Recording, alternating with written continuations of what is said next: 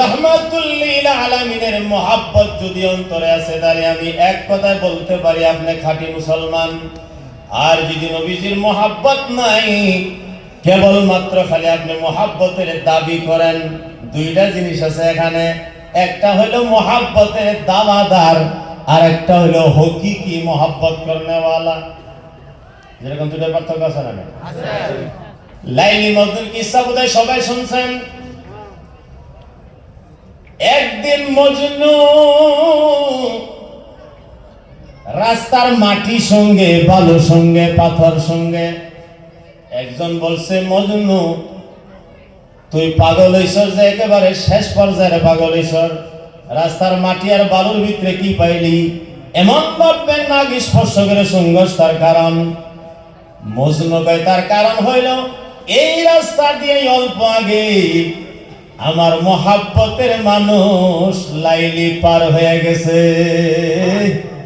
তাই আমি সেই বালুগুলা, পাথরগুলা, মাটিগুলা শুনতেছি, লাইলির গ্রান পাওয়া যায়, এখানে লাইলির গ্রান পাওয়া যায়। লোকেরা বলছেন এখানে তো কোনো লাইলির গ্রান নাই। কয় নাকটা কিন্তু আমার হইতে হবে, তোমাদের নাক দিয়ে শুনলে এখানে লাইলির গ্রান পাইবা না।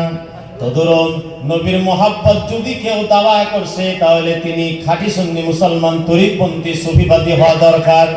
অন্য কেউ যদি দাবি করে আমি নবীকে ভালোবাসি, এক কথায় ক্যান্সেল করে দিব। তোমার ভালোবাসার কোনো দলিল নাই, তোমার ভালোবাসার কোনো কোরআন হাদিসের টপিক নাই, কোরআন হাদিসের কোনো আয়াত নাই।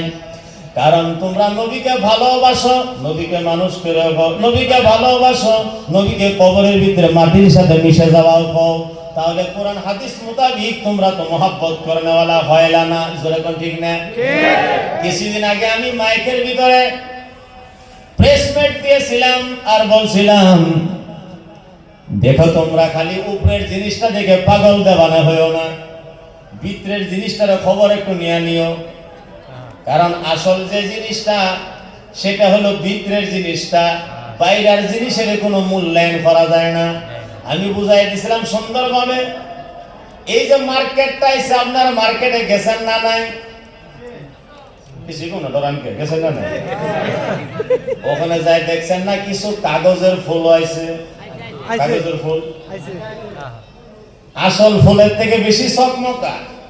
দেখুন নাকের ভিতরে লাগায় দেখেন কোন সুগন্ধি পাবেন? দেখতে তো দেখা যায় ফুলের মতোই, কিন্তু সুগন্ধি নাই।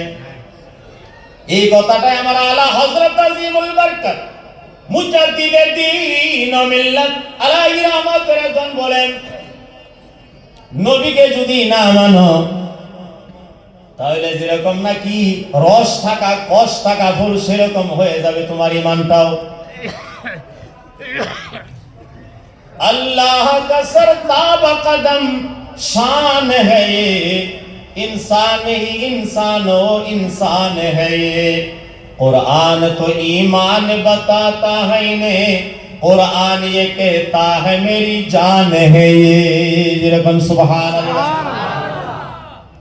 আমরা তো সবাই কোরআন কোরআন করি, আল কোরআন পড়ি, কোরআনকে পড়ে মুখস্থ করি, হাফিজে কোরআন হয়ে যায়। কেউ আবার বুখারী শরীফ পড়া বুখারী শরীফের মুহাদ্দিস হয়ে যায়। যেরকম হয়ে যায় না? নাই? আপনারা অনেক কাগজ কলমের ভিতরে দেখবেন শাইখুল হাদিস, হেড মুদাররিস, মাওলানা, কারি, অমুক সাহেব কেবলা দামাত বারাকাতুহুমুল আলিয়া। যেরকম নামটা কয় হাত লম্বা হইল? 3.5 হাত। এই 1.5 হাত লম্বা নাম দেখে যদি বলে দেন মাওলানা বড় জানকার, মাওলানা বড় ইমানদার, এটা আপনাদের ভুল হইব। আসলে যে কথা হলো, এটা যদি ভিতরে নবীর মহব্বত থাকে, ইশকে রাসূল থাকে, তার নামের সামনে যদি এরকম লেখা থাকে ফকির আব্দুল গনি, ফকির আব্দুল রহিম, ফকির ইব্রাহিম আলী, আমি তো কই ওই 1.5 হাত লম্বা চড়া টাইটেল থাকার থেকে এই ফকির টাকা বলা, যে ফকিরের ভিতরে কোনো হিংসা নাই, কেনা নাই, তাকাব্বুরি নাই, পড়াই নাই, লোকের সম্মুখে নিজেকে বরত্ব করার কোনো অবকাশ নাই এবং কোনো প্রতিছবি নাই, এই জিনিসটাই ভালো না লম্বা চড়া টাইটেল দিয়া নবীর সাথে দুশমনি করাটা ভালো? যেরকম লেখা তো শাইখুল হাদিস। আবার যদি জিজ্ঞাসা করা যায় নবীর বিষয়ে তোমার ধারণা কি, নবীর বিষয়ে আমার ধারণা হইলে নবীর জন্য কারণ যাব না, নবীর জন্য জ্ঞান করা যাব না, নবী হাজির নাজির হইতে পারে না, নবী গায়েব জানে না, আর যদি জানেও তাহলে এতটুক জানে, কতটুক জানে? আবার পেছান দিয়ে কই যদি এতটুকুই জানে তাহলে নবীর ভিতরে আর পাগলের ভিতরে পার্থক্যটা কি? এতটুকুই যদি জানে, সারাটা তো জানি না, ওনাদের হতে হলেন সারাটা তো জানি না, কারণ সারা আল্লাহ জানে। মানি নিলাম এতটুক জানে, কারা কয়? এক পার্টি আছে কয় সারাটা তো সম্ভব না, এতটুক জানে। এতটুক যদি জানে তাহলে ইয়ার ভিতরে নবীর ফজিলত কি? এতটুক তো একটা মাস্টারও জানে, এতটুক তো একটা প্রফেসরও জানে, এতটুক তো একটা ছাগলেও জানে, এতটুক তো একটা পাগলও জানে। ছাগলও জানে যে ঘাস খাওয়ান লাগবো, গরুয়ে জানে খের খাওয়ান লাগবো, পাখিয়ে জানে দানা খাওয়ান লাগবো, মুরগির ছায়া জানে ক্ষতি খাওয়ান লাগবো।